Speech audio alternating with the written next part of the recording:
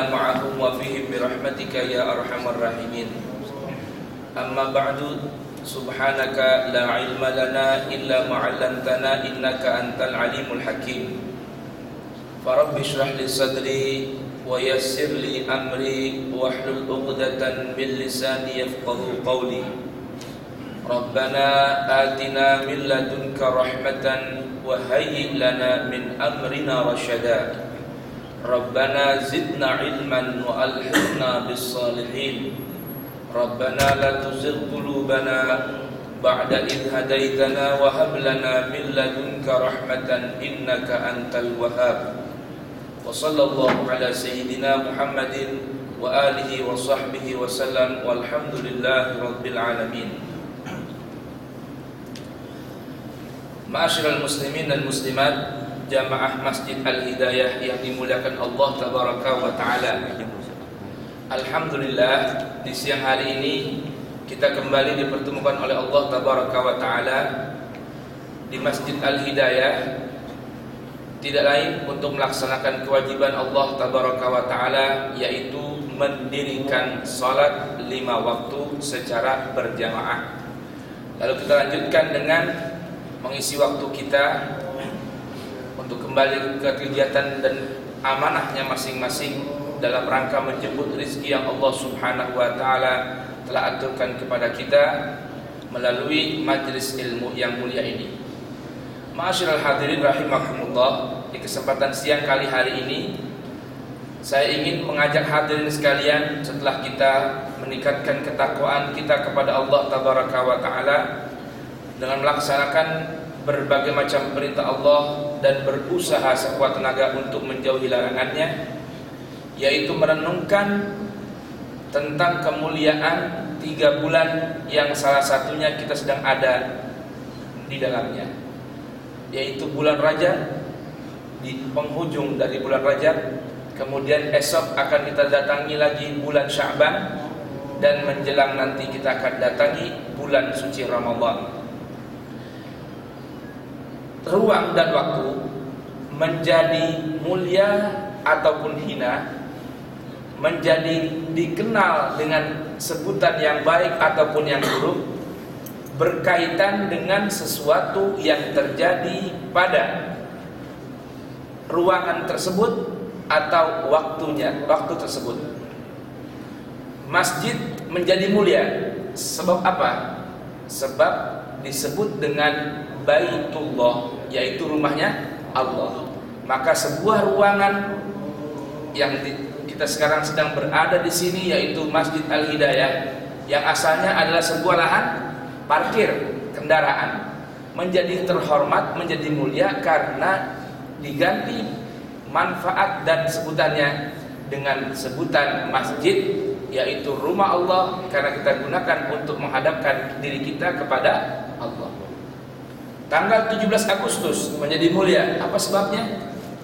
Karena di situ terjadi proklamasi kemerdekaan Republik Indonesia. 3 bulan yang mulia ini, Rajab, Sya'ban dan Ramadan. Adapun Rajab ini mulia sejak Allah Subhanahu wa Ta'ala ciptakan langit-langit dan bumi. Sebagaimana Allah Subhanahu wa Ta'ala telah beritahukan kepada kita dalam surat At-Taubah ayat 36, Allah berfirman, Inna iddatash syuhuri indallahi 12 syahra fi kitabillahi yawma khalaqas samawati wal ard minha 4 hurum dzalika ad-dinul qayyim fala tadhlimu fihinna anfusakum. Kata Allah Tabaraka wa Ta'ala, sesungguhnya bilangan bulan-bulan di sisi Allah Subhanahu wa Ta'ala semenjak Allah ciptakan langit-langit dan bumi. Dalam kitab Allah Subhanahu wa Ta'ala dijelaskan itu sebanyak 12 bulan, dan 4 bulan di antara 12 bulan tersebut adalah bulan yang suci, yaitu Dzulqa'dah, Dzulhijjah, Muharram dan Rajab. Jadi Rajab menjadi mulia bukan karena peristiwanya saja, namun sejak Allah Subhanahu wa Ta'ala ciptakan bilangan bulan semenjak Allah ciptakan langit-langit dan bumi. Belum ada kehidupan manusia di situ pun Allah sudah ciptakan kemuliaan Rajab di antara 4 bulan yang suci. Bersanding setelah Rajab ini adalah bulan Sya'ban. Rajab tambah lagi keistimewaan yang mulia. Sebab apa? Selain bulan yang suci, di bulan Rajab ini turun peristiwa atau yang membawa perintah untuk kita melaksanakan sholat 5 waktu. Apa sih istimewanya sholat ini? Sholat mempunyai keistimewaan karena perintah-perintah Allah yang lainnya Allah subhanahu wa ta'ala perintahkan malaikat Jibril untuk datang kepada Nabi kita Muhammad sallallahu alaihi wasallam menyampaikan perintah-perintah Allah ataupun larangan-larangannya. Jadi Allah mengirim siapa? Utusannya Ar-Ruhul Amin, yaitu malaikat Jibril. Adapun sholat 5 waktu ini mempunyai keistimewaan. Ini diwajibkan langsung oleh Allah kepada Rasulullah untuk kita melalui undangan istimewa, melalui peristiwa Isra dan Mi'raj yang dirangkum dalam awal surah dari surat Al-Isra dengan firman Allah Ta'ala, Subhanalladzi asra bi'abdihi laylan minal masjidil harami ilal masjidil aqsa alladzi barakna haulahu linuriyahu min ayatina innahu huwas sami'ul basir. Peristiwa Isra. Kemudian Mi'rajnya Rasul, lihat dalam surat An-Najmi yang dimulai dengan wan najmi idza hawa ma dhalla sahibukum wa ma ghawa wa ma yantiqu 'anil hawa sampai firman Allah Subhanahu wa taala id yakhsha ma yakhsha. Allah Subhanahu wa taala perjalankan Nabi di waktu malam dari Masjidil Haram ke Masjidil Aqsa, kemudian ke Sidratul Muntaha, indaha jannatul ma'wa. Di situ ada surganya Allah Subhanahu wa taala. Diperintahkan langsung salat ini untuk kita melalui Nabi kita Muhammad, bukan lagi melalui perantara malaikat Jibril. Langsung ini undangan Allah berikan kepada baginda Rasulullah Muhammad sallallahu alaihi wasallam. Jadi Rajab yang sudah mulia melalui gambaran Allah dalam At-Taubah 36, tambah lagi kemuliaannya di bulan Rajab ini Allah laksanakan atau Allah lakukan perjalankan Nabi melalui peristiwa Isra dan Mi'raj untuk menerima perintah sholat 5 waktu. Jadi sholat ini mempunyai keistimewaan, yaitu apa? Diundang langsung pembawa risalah Nabi kita Muhammad untuk menerima perintah sholat 5 waktu, tidak seperti perintah-perintah yang lain. Nah, kita yang mendapatkan efek perintah ini pun mempunyai keistimewaan. Lihat perintah-perintah lain saja tidak perlu panggilan, namun kita diperintahkan melaksanakan sholat 5 waktu melalui undangan sehari 5 kali oleh Allah Subhanahu wa ta'ala. Ini panggilan adzan, jangan kita anggap remeh hadirin sekalian. Ini adalah undangan dari Allah yang istimewa buat kita. Dengan panggilan melalui suara seorang muadzin, hayya 'alas shalah. Undangan ini. Apa artinya? Mari datang sholat ke sini. Datang kalian ke rumahku. Oleh karenanya berbeda. Lihat gambaran Al-Baqarah ayat 45. Sholat ini kalau mengerjakannya gampang, mudah, namun mempunyai sebuah keistimewaan dan tanggung jawab serta beban yang bukan remeh buat kita. Karena Allah gambarkan yang dapat menikmati sholat hingga buahnya tidak sembarangan orang. Kalau ngerjainnya gampang, setiap orang bisa mengerjakannya. Namun efek yang Allah inginkan Melalui perintah salat ini tidak sembarang orang dapat menikmati hasil buah dari salat ini. Jadi Allah katakan dalam Al-Ankabut ayat 45, aqimis shalah innas salata tanha 'anil fahsya'i wal munkar. Kerjakan salat, karena salat itu adalah perisai, benteng yang kokoh yang dapat menjaga kita dari berbuat keji dan berbuat mungkar. Oleh karenanya lihat Al-Baqarah ayat 45, Allah katakan wasta'inu bis sabri was salah. Jadikan, kata Allah, sabar dan sholat itu adalah bala bantuan yang menjaga kita, yang membantu kita, yang menolong kita. Namun ingat, kata Allah, wa innaha lakabiratun illa 'alal khashi'in. Salat itu berat, besar bebannya, kecuali bagi siapa? Illa 'alal khashi'in, kecuali bagi orang-orang yang khusyuk dalam salatnya. Jadi mengerjakan salat gampang, namun meresapi tujuan diperintahkan salat, yang mana Allah mulai dengan panggilan, lalu dengan bersuci, mensucikan anggota badan, lalu menghadap ke arah yang satu dan sama, yaitu ke arah kiblat, ke arah rumahnya Allah Subhanahu wa taala di kota Makkah Al-Mukarramah. Lihat itu, kata Allah taala tadi, wa innaha lakabiratun illa 'alal khashirin.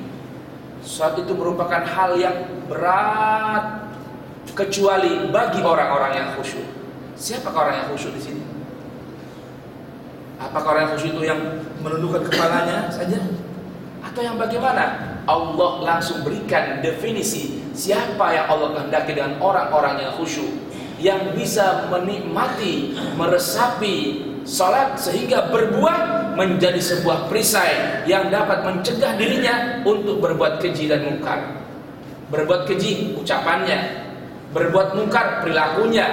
Ucapan perilaku akan selalu terjaga dari berbuat keji dan mungkar apabila kita mendirikan salat, apabila kita khusyuk dalam salat. Siapakah mereka? Alladzina yadhunnuna annahum mulaqu rabbihim wa annahum ilaihi raji'un. Ini definisinya langsung Al-Quran sendiri yang berikan definisinya. Siapa itu orang-orang yang khusyuk? Alladzina, yaitu orang-orang yadhunnuna, yang selalu merasakan, meyakini bahwa dirinya ini annahum, mereka mulaqu rabbihim, satu saat, anytime, akan segera bertemu dengan Tuhannya. Jadi mempunyai keyakinan di hati bahwa kematian akan sewaktu-waktu menjemputnya. Makanya sholat jangan dijadikan sebuah ritualitas atau pekerjaan yang bersifat apa? Kalau lawan anytime apa lawan anytime? Kalau kosong aja, kalau sempat aja, partai barangkali ya sebutannya. Ya, jangan, karena kematian ini anytime, kapan saja bisa datang. Maka orang-orang yang sudah merasakan di hatinya bahwa mereka akan menjumpai Tuhannya, wa annahum ilaihi raji'un, dan mereka nanti akan dikembalikan lagi kepada Allah Subhanahu wa taala, maka hatinya selalu teringat, merasa diawasi, diperhatikan, dilihat oleh Allah Subhanahu wa taala. Inilah orang-orang yang khusyuk, yang dapat menjadikan salatnya sebuah media komunikasi kepada Allah Subhanahu wa taala. Apa sih arti salat dalam bahasa Al-Qur'an dan Arab? Arti salat adalah silat. Salat, silat. Apa silat? Silat itu adalah media penghubung. Jadi kita apabila sedang salat berarti kita sedang berhubungan dengan siapa? Allah. Ketika kita membaca iyyaka na'budu wa iyyaka nasta'in, ya Allah, hanya kepadamu kami menyembah, dan hanya kepadamu kami memohon pertolongan. Lihat, sholat kita diajarkan dalam agama berjamaah di masjid. Apakah berjamaah? Ayo coba lihat, ada tidak sejarahnya Nabi meninggalkan sholat berjamaah? Ini kita buat kita fikir ya, bahwa kita boleh apa enggak sholat sendirian. Kita mau bertanya, qudwatuna, suri teladan kita siapa? Baginda Rasulullah. Pernahkah Rasulullah sholat tidak berjamaah? Silakan cari riwayatnya mana, kapan Rasulullah tidak sholat berjamaah. Dalam artian sholat 5 waktu. Insya Allah bapak ibu tidak akan jumpai dalam riwayat yang sahih ataupun mutawatir Rasulullah meninggalkan sholat 5 waktu tidak berjamaah. Pasti selalu berjamaah. Ini kita nggak cerita bilang sah atau tidaknya ya. Ini kita mencontoh untuk benar-benar tujuan kita mencari efek dari sholat ini melalui bimbingan baginda Rasul dan Al-Quran tentunya. Yang kedua, lihat firman Allah dalam surat At-Taubah. Innama ya'muru masajidallahi man amana billahi wal yawmil akhiri wa aqamas salata wa ataz zakata wa lam yakhsha illallaha fa'asa ulaika an yakunu minal muhtadin. Ayo lihat, renungkan ini bimbingan Al-Quran. Innama, sungguh hanya, innama, sungguh hanya, ya'muru, yang dapat memakmurkan, masajidallah, masjid-masjidnya Allah, hanya siapa? Satu, man amana billahi wal yaumil akhir, orang yang beriman kepada Allah dan hari akhir. Beriman kepada Allah dan hari akhir. Jadi apa segala yang ia lakukan semua akan ia melihat suatu yang jauh, yaitu hari akhir. Yang kedua, wa aqamas shalah. Allah bilang wa aqamas shalah, bukan wa man shalla. Allah bilang orang yang mendirikan sholat, bukan yang melaksanakan atau mengerjakan sholat saja, bukan, tapi yang mendirikan. Jadi dalam sebuah hadis ada sebuah yang sering kita dengar, hadis Nabi, as-sholatu imaduddin. Sholat itu apa? Tiang agama. Jadi kalau tiang itu menandakan apa? Sebuah bangunan yang harus dibangun dengan barang-barang, bahan-bahan yang ada, pasirnya, batunya, semennya, airnya, besinya, batanya, sebuah bangunan. Jadi kalau bangunan tidak bisa dengan satu bahan saja. Bisa nggak bangun rumah hanya dengan air aja? Tidak bisa. Harus ada pasir, ada semen, ada batu, ada bata, ada besi, ada kawat, ada air berkumpul di situ. Berarti tadi kata Allah menghendaki apa? Innama ya'muru masajidallah, yang hanya bisa memakmurkan masjidnya Allah, rumahnya Allah ini siapa? Orang yang beriman kepada Allah dan hari akhir, dan orang-orang yang mendirikan sholat. Di mana tadi? Di mana ayat sebelumnya? Di masjid-masjidnya Allah. Berarti ada kan nih sinkronnya nih? Jadi antara sholat dengan masjid nggak boleh terpisahkan. Antara sholat dengan masjid nggak boleh terpisah. Berarti kalau kita ingin masuk kategori orang-orang yang ini, maka haruslah kita laksanakan sholat di mana?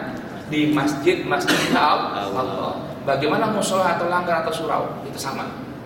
Jadi bukan hanya sholat sendirian di rumahnya, bukan, tapi berjamaah. Sehingga banyak dalam kitab-kitab ulama-ulama kita mengajarkan, kalau kita datang ke masjid, ke surau, sudah tertinggal sholat berjamaah, cari teman untuk berjamaah.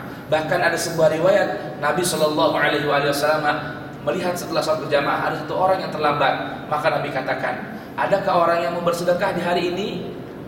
Maka sahabat menjawab semua, ya kami mau ya Rasulullah. Bagaimana kami bersedekah? Bersedekah dengan menemani kawan kamu sholat berjamaah. Jadi nggak boleh sholat sendirian. Lihat, ada nggak pernah dengar kita yang namanya sholatul khauf, sholat di waktu perang? Dalam Al-Quran, lihat gambaran salat aku berperang itu sendiri atau berjamaah. Padahal kondisi lagi genting. Allah ajarkan kita sholatnya sendiri atau berjamaah? Berjamaah. Nabi yang jadi imam. Lalu sebagian kelompok yang berperang dibagi dua. Yang sebagian sholat bersama Nabi, yang sebagian menjaga. Dapat 1 rakaat bersama Nabi. Mereka assalamualaikum kanan, assalamualaikum kiri. Nabi tidak mengucapkan salam. Rombongan yang kedua sholat bersama Nabi lagi. Sholatnya 1 rakaat, tapi berjamaah. Hari tinggal tuh. Makanya Sayyidina Abdullah bin Abbas, seorang sahabat Nabi, mengatakan orang mukmin ini indah. Hubungan dengan Allah tidak boleh terpisahkan, walaupun dalam keadaan genting. Ketika ada dia mungkin dalam satu tempat, sholatnya itmam sempurna 4. Ketika bepergian dikasih 2. Ketika berperang 1 rakaat saja. Tapi tidak boleh lepas dari hubungannya kepada Allah Subhanahu wa ta'ala. Karena sholat adalah silat. Sholat itu adalah hubungan nyambungnya kita dengan Allah Subhanahu wa ta'ala. Maka dari itu, ketika adzan berkumandang, Allahu Akbar, Allahu Akbar, harusnya kita terbuka sudah, mata kita, telinga kita buka. Oh, yang menciptakan aku, yang memberikan rezeki padaku, yang memberikan jabatan padaku, yang memberikan ilmu padaku, yang memberikan harta padaku, yang memberikan kesehatan untukku, yang memberikan tender padaku, saat ini memanggilku. Apakah pantas ada menjawab panggilan selain panggilan Allah? Adzan berkumandang, bos nelpon. Dari bisa ke ruangan saya? Kalau kita ingin masuk kategori tadi, innama ya'muru masajidallah tadi, maka jawablah, siap bos, tapi bosnya bos sedang manggil saya. Siapa itu? Allah. Untuk apa? Laksanakan kewajiban. Setelah saya lapor kepada yang menciptakan bos, saya akan datang ke ruangan bos. Itu coba. Itulah yang disebut dengan innama ya'muru masajidallah man amana billahi wal yaumil akhiri wa aqamas salata wa ataz zakata wa lam yakhsha illallah, dan dia tidak takut kecuali kepada Allah. Fa asa ulaika an yakunu minal muhtadin, maka mudah-mudahan orang tersebut masuk dalam rombongan orang-orang yang selalu dibimbing oleh Allah Subhanahu wa ta'ala. Tapi kalau ada adzan berkumandang, ya zuhur kan masih panjang, jam 3 masih bisa, yang penting belum asar. Boleh itu? Silakan, secara fikihnya boleh. Tapi jangan lupa, yang memberikan kehidupan Anda mulai zuhur hingga asar adalah Allah Subhanahu wa ta'ala. Tender, mau tanda tangan tender nih, Anda. Allahu Akbar, Allahu Akbar. Kalau dia dipanggil, Pak, maaf Pak, saya jawab panggilan saya dulu Pak. Tunggu, tender dulu, ini biar deal nih. 1M mau turun. Sebentar Pak, saya mau lapor dulu, mau ucapkan terima kasih dan syukur saya kepada Zat yang memberikan tender ini. Oh Pak, ntar belum tentu Pak. Ya udah, yang nanti belakangan. Semua punya Allah Subhanahu wa ta'ala. Itu masuk kategori innama ya'muru masajidallah. Ini indahnya sholat, hadirin hadirat sekalian. Besok kita masuk, lusa sudah masuk bulan Sya'ban. Pun Sya'ban mempunyai keistimewaan, tapi tidak sederajat. Kalau Rajab adanya peristiwa Isra Mi'raj bonus. Kenapa? Tadi saya sampaikan At-Taubah 36, kemuliaan Dzulqa'dah, Dzulhijjah, Muharram dan Rajab ini sudah sejak kapan? Sejak Allah ciptakan langit dan bumi. Kalau Sya'ban mulianya dengan apa? Lihat, banyak peristiwa-peristiwa yang terjadi di bulan Sya'ban. Di antaranya yang istimewa, kalau tadi perintah sholat, bulan Sya'ban turun ayat sholawat. Ayat sholawat. Apa bunyinya? Innallaha wa malaikatahu yusalluna 'alan nabi ya ayyuhalladzina amanu sallu 'alaihi wa sallimu taslima. Ini perintah shalawat, turun di bulan Sya'ban. Menurut jumhur mayoritas para ahli tafsir, ayat ini turun di bulan Sya'ban pada tahun kedua Hijriah. Perintah shalawat. Apa sih istimewanya nih perintah ini? Kalau tadi sholat, perintah istimewanya bagaimana? Karena ini adalah mi'rajnya kita. kehadiran Allah. Dan ini diturunkan dengan istimewanya salat tadi apa? Dipanggil, diundang Allah, diundang Rasul oleh Allah Subhanahu wa taala, dan kita pun selalu diundang. Bukan hanya itu, sekali doang panggilannya, tapi setiap hari minimal 5 kali kita diundang oleh Allah. Sedangkan ayat sholawat istimewanya apa nih? Amalan sholawat ini. Sholawat ini dari redaksi ayat dalam Al-Ahzab ini Allah katakan, sebelum Allah perintahkan, Allah beritahukan dulu. Innallaha, sesungguhnya Allah, wa malaikatahu, dan para malaikatnya Allah, yusalluna, selalu baca salawat. Perhatikan ini istimewanya, Allah dan malaikat. Kalau malaikat salawat buat Nabi itu biasa, karena derajatnya malaikat dengan Nabi, mana lebih mulia? Nabi lebih mulia dari para malaikat. Yang istimewanya apa? Allah ini selalu berselawat kepada Nabi. Maksudnya bagaimana? Apa Allah baca Allahumma sholli ala Muhammad? Beda dengan kita. Kalau kita berdoa minta agar Allah berikan sholawat untuk Nabi. Tapi kalau Allah, maksudnya Allah bersolawat buat Nabi. Arti solawat adalah cucuran rahmat. Jadi Allah selalu mencurahkan rahmatnya untuk Nabi. Ini pertanyaan nih. Ini Allah curahkan rahmat buat Nabi apa ketika Nabi hidup, apa sepanjang masa ini? Apa sepanjang masa masih hidup doang nih kira-kira? Ada yang pendapat masih hidup doang kan? Ada nggak? Redaksi Al-Quran ini sampai kapan? Al-Quran sepanjang masa, berarti maknanya Allah selalu memberikan rahmatnya untuk Nabi sepanjang masa. Nabi ini manusia, ya, berarti manusia terbatas nggak dengan ruang dan waktu? Terbatas kan? Lain dengan Allah. Allah itu ada tanpa butuh ruang dan waktu. Tapi manusia ini bagaimanapun mulianya terbatas dengan ruang dan waktu. Menjadi kalau Allah saja nggak berhenti mencurahkan rahmatnya untuk Nabi, ibarat sebuah wadah, ini wadah udah penuh karena nggak berhenti ini. Nah, kita diperintahkan untuk baca selawat oleh Allah kepada Nabi agar mendapatkan limpahan tumpahan rahmat yang sudah penuh buat Nabi, dikembalikan lagi buat siapa? Buat orang yang berselawat kepada Nabi. Jadi hakikatnya Allah dan malaikat yang gak berhenti yusalluna, selalu continue membaca selawat buat Nabi. Lalu Allah perintahkan, ya ayyuhalladzina amanu, hai orang-orang yang beriman, bacalah kalian selawat dan salam untuk Nabi. Karena hakikatnya kalau kalian baca selawat untuk Nabi, walaupun hanya sekali, rahmat Allah yang berisikan selawat tadi, rahmat Allah itu penuh, maka tumpahnya buat kita yang baca selawat buat Nabi. Ini ayat turun menurut mayoritas ahli tafsir pada bulan Sya'ban. Jadi bulan Sya'ban istimewa sebab ada turunnya ayat selawat. Dan nanti Ramadan asalnya bulan biasa, tapi menjadi bulan yang luar biasa. Apa sebabnya? Di bulan Ramadan turunlah Al-Quran. Ada malam Lailatul Qadar. Jadi Rajab mulia, Sya'ban mulia, Ramadan mulia, tidak ada bid'ah di dalamnya. Mudah-mudahan sedikit ini bermanfaat buat kita. InsyaAllah nanti kita akan sambung lagi pada pertemuan yang selanjutnya. Amin ya rabbal alamin. Subhanakallahumma bihamdika, asyhadu an la ilaha illa anta, astaghfiruka wa atubu ilaik. Walhamdulillahi rabbil alamin.